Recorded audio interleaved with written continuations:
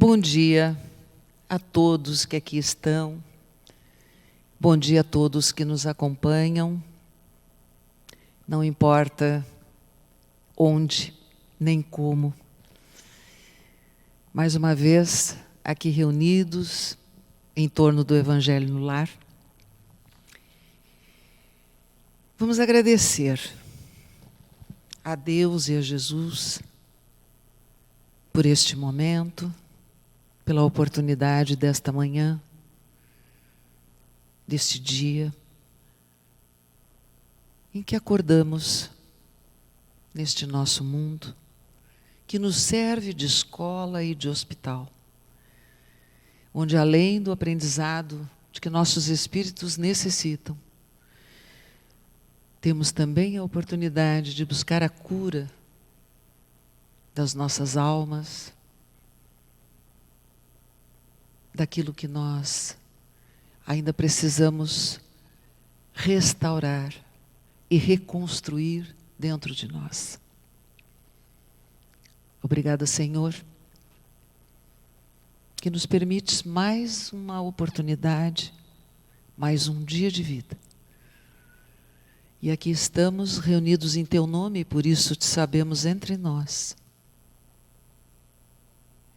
para pensarmos a Tua mensagem, para buscarmos o entendimento da Tua boa nova. E que todos nós sejamos acolhidos por Ti, por toda a equipe espiritual desta casa, para que possamos sair daqui com uma centelha de entendimento, com a nossa fé renovada e com a esperança fortalecida na Tua palavra. Obrigada, Senhor. Sê conosco hoje e sempre. Que assim seja. Pois bem, meus amigos, nós estamos nos aproximando do Natal. E neste mês,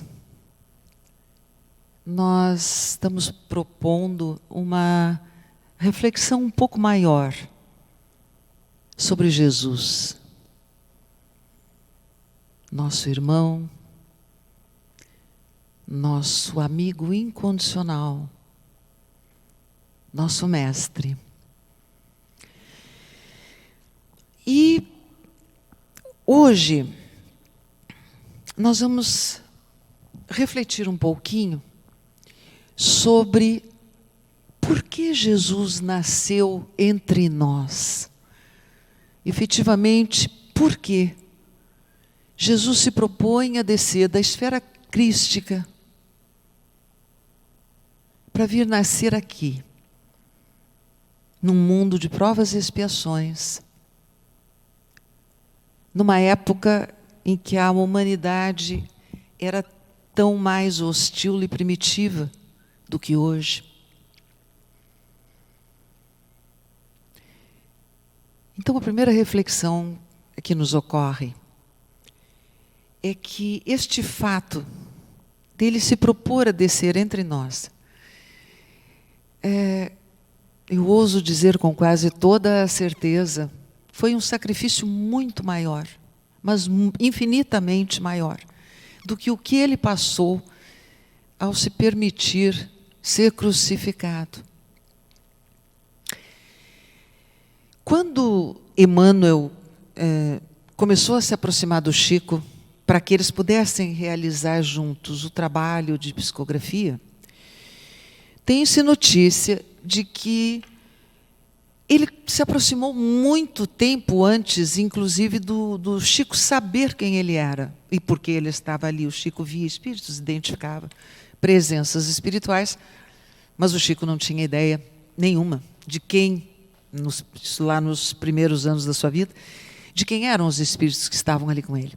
E Emmanuel já estava se aproximando de Chico para tornar possível o entrosamento. Era necessário conhecer o psiquismo do Chico, era necessário haver uma afinidade, um ajuste fluídico energético e psicológico entre médium e espírito comunicante, para que a psicografia pudesse acontecer da melhor forma possível, porque a gente sabe que perfeito não acontece. Nós somos ainda muito limitados. E, às vezes, nossa percepção, até a nossa falta de vocabulário, por vezes, dificultam um pouquinho exatamente o que a espiritualidade pretende passar. Mas, enfim, então, veja, houve essa necessidade durante muitos anos. Aí eu fico pensando, como terá sido para Jesus a decisão de descer da esfera crística, da dimensão de diretrizes planetárias, onde já não há mais necessidade de encarnar, onde os seres ali são angelicais, seres plenos. E aí ele resolve voltar à Terra. Terra que ele, como Cristo, há 4 bilhões e meio de anos atrás, havia configurado como planeta, modelado, estabelecido as leis da física, da química, para que a vida fosse possível aqui. É este Cristo que agora desce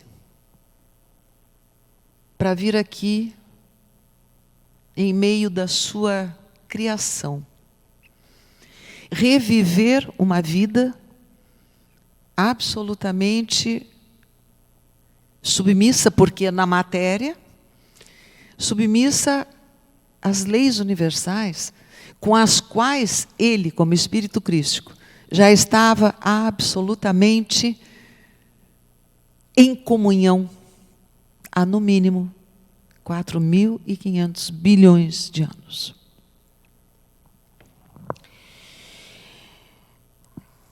Disse que, para que isso fosse possível, foram necessários cerca de 1.300 anos.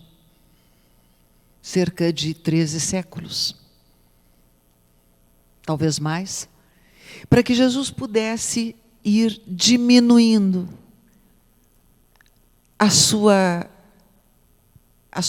o seu espírito, diminuindo a sua vibração.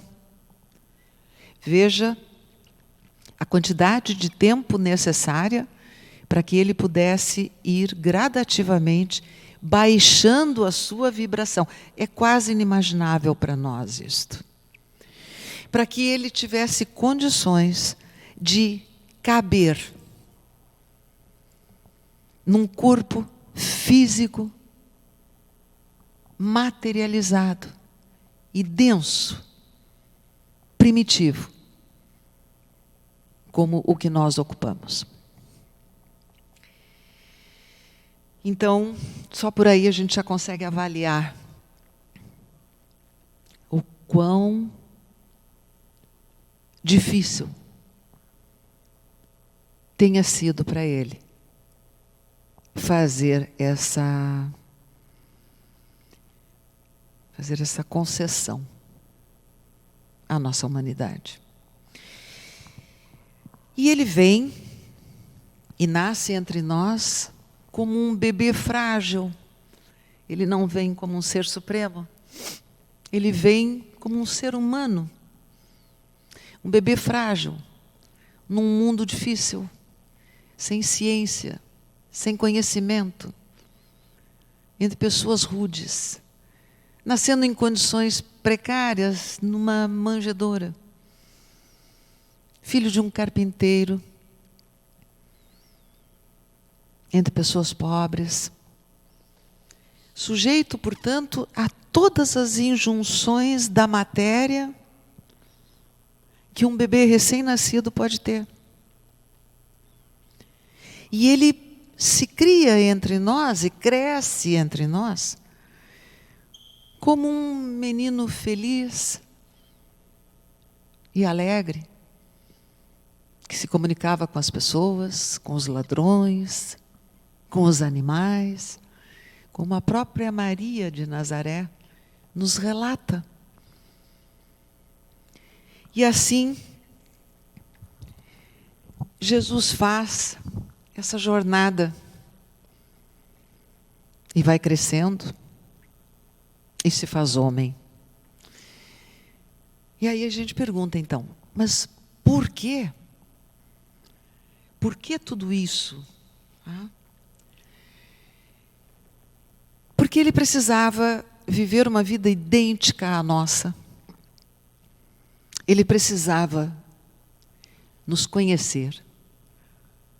Ele precisava conhecer o nosso psiquismo, conhecer os nossos sentimentos, conhecer todas as condições físicas e materiais a que nós estávamos submetidos. Ele precisava experimentar a natureza de um homem mortal. Ele precisava ter esse conhecimento.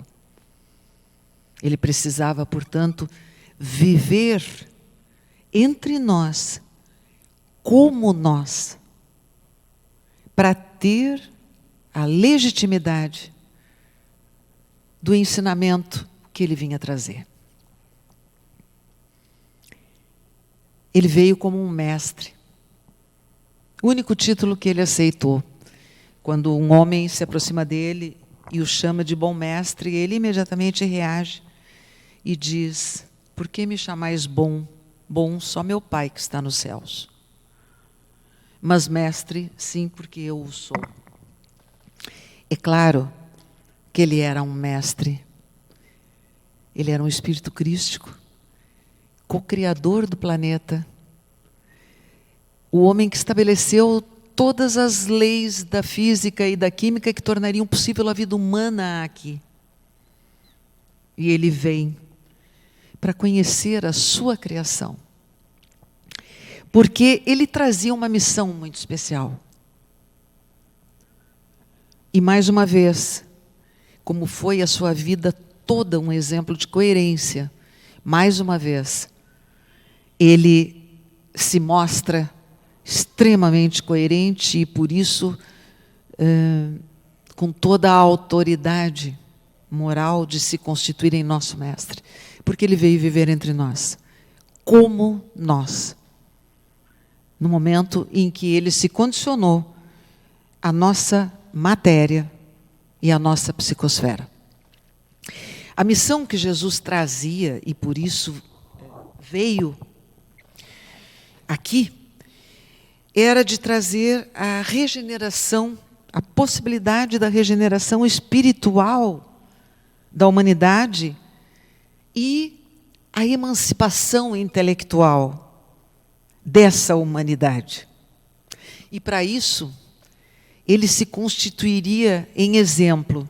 Exemplo não só para a humanidade daquele momento, exemplo que permaneceria através dos tempos, mas, acima de tudo, talvez mais do que como exemplo, como inspiração para toda a humanidade, de todos os tempos, de todos os quadrantes.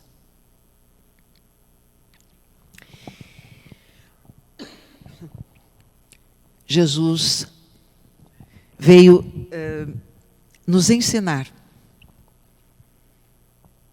sobre nós mesmos. Ele não deixou nada escrito, ele não criou religiões, ele não criou grupos organizados, porque não era esse o seu objetivo. Além do que, muito provavelmente, ele deve ter pensado que, às vezes, as coisas escritas, institucionalizadas e organizadas, sem maior compreensão, elas acabam por ser altamente limitadoras da essência e da verdade. Então ele não trouxe nada escrito, nada institucionalizado. Ele apenas veio com uma túnica e pés descalços, vivendo o dia a dia dos homens, com os mais simples que ele encontrou: pescadores, agricultores, mulheres rejeitadas pela sociedade, crianças inocentes, doentes, leprosos. Foi entre esses que ele viveu e exemplificou. Jesus sabia que o seu ensinamento, muito certamente, não era para aquele momento, porque ele não era para aquele momento, não seria compreendido naquele momento, porque nós ainda não estávamos preparados para isso. Mas ele sabia, com certeza, que aquele era o momento de lançar a semente,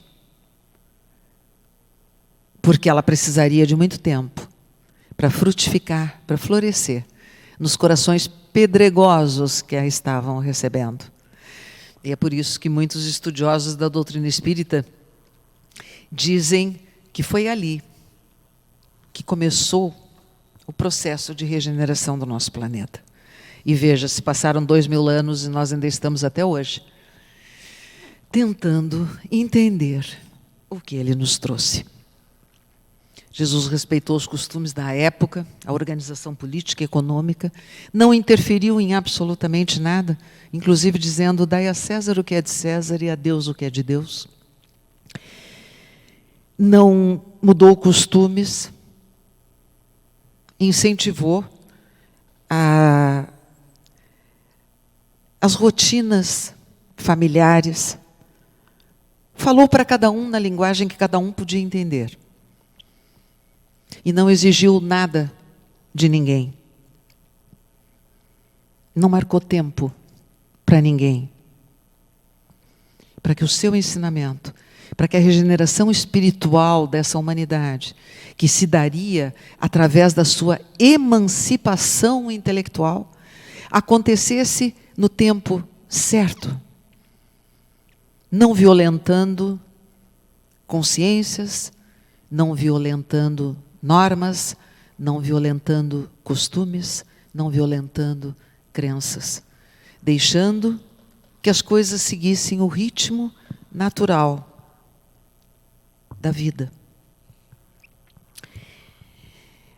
Ele veio nos falar de uma nova interpretação do homem sobre si mesmo. Ele veio nos mostrar que ele era o nosso futuro, que nós seríamos como ele um dia. E ele disse, em João 14, em verdade vos digo, que aquele que crê em mim, também fará as obras que eu faço, e as fará maiores ainda do que estas. Muita gente não acreditou, nem os próprios apóstolos que estavam com ele. E ele disse, se tivesseis a fé do tamanho de um grão de mostarda, diríeis a este monte, arreda-te daqui, e ele se arredaria. Então foi isso que ele veio nos mostrar. Podereis fazer tanto quanto eu, mas é preciso que acreditem em vocês mesmos. Este foi o grande ensinamento. Ele nos ensinou quem éramos, veio nos mostrar quem éramos e do que seríamos capazes de fazer. Falou do Sermão do Monte, onde apontou o caminho ascensional, o caminho para o reino de Deus, como ele dizia, que nada mais é que o caminho ascensional da evolução espiritual. E veio nos falar de um pai amoroso, que espera cada um dos seus filhos no seu tempo. Porque sabe que um dia todos chegarão até ele e todos, como Cristo, poderão dizer, eu e o Pai somos um. E nos deixou, como último ensinamento, meu jugo é leve e meu fardo é suave. Que jugo e que fardo são esses? Amai a Deus sobre todas as coisas e ao próximo como eu vos amei.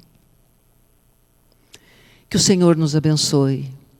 Que o nosso Natal seja pleno de harmonia, de luz, de alegria, de esperança e de fé. Que a paz do Senhor permaneça com todos nós, por todos os dias das nossas vidas. Que assim seja.